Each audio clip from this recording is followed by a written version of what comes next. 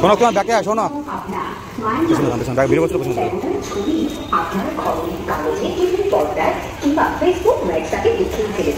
কিন্তু এখন চাক্ষুষ দর্শন করেননি তাদের উদ্দেশ্যে জানাই, অর্থাৎ আমাদের প্রিয় দর্শনার্থীদের উদ্দেশ্যে জানাই, ধীরে ধীরে আসুন, দর্শন করুন, এগিয়ে আসুন আমাদের উৎসব প্রাঙ্গণের দিকে।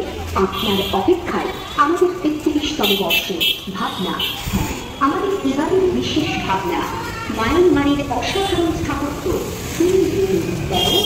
যা দর্শন করলে আপনি যাই পৌঁছে যাবেন সোজা। তুই এরকম লম্বালম্বি কর, হ্যাঁ এইরকম এরকম ওইরকম। ওখানে কি করিস?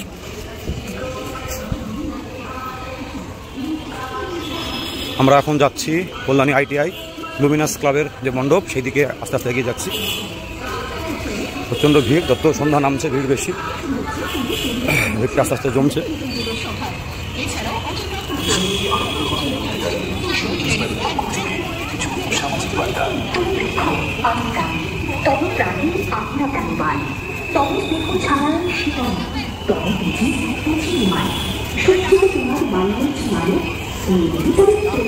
গাড়ি ফটো তুলে নিতাম। পরিবেশের ভারসাম্য রক্ষা করে, বৃক্ষ আদিতা গাছ আমার প্রাণকে রক্ষা করে। আমরা একটু সফল মনে করি নিজেদের ভালোর জন্য, পরিবেশের ভালোর জন্য নির্বিচারে গাছ কাটা বন্ধ হোক।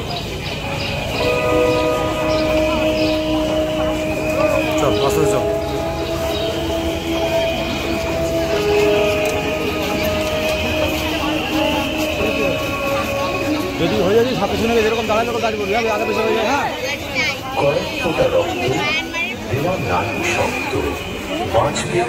আস্তে আস্তে আমরা এগিয়ে যাচ্ছি ঠাকুরের দিকে।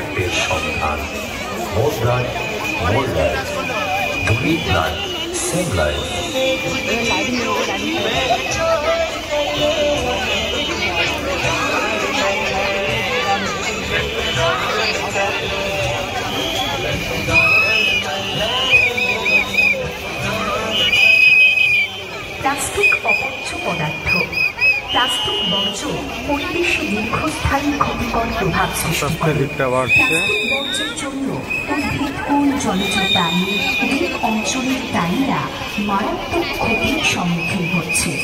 ভয়াবহ বন্যার প্রকোপ বেড়ে যায় প্লাস্টিক বর্জ্যের জন্য।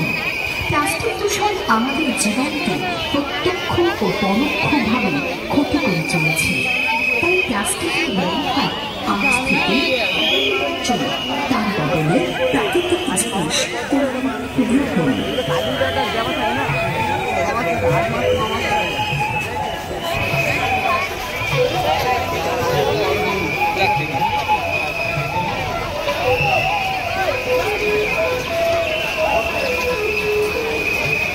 বিভিন্ন জেলার বিস্তীর্ণ অঞ্চল জুড়ে বন্যার কবলে পড়ে সাধারণ মানুষের ঘর বাড়ি, জীবন জীবিকা, পথঘাট ধ্বংস হয়ে গেছে।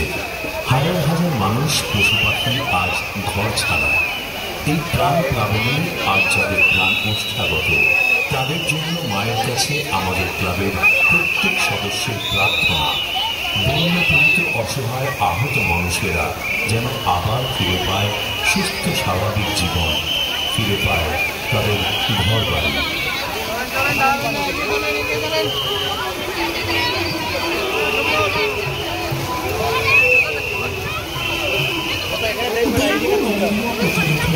সবাইকে সচেতনতা গড়ে তোলা হয়েছিল।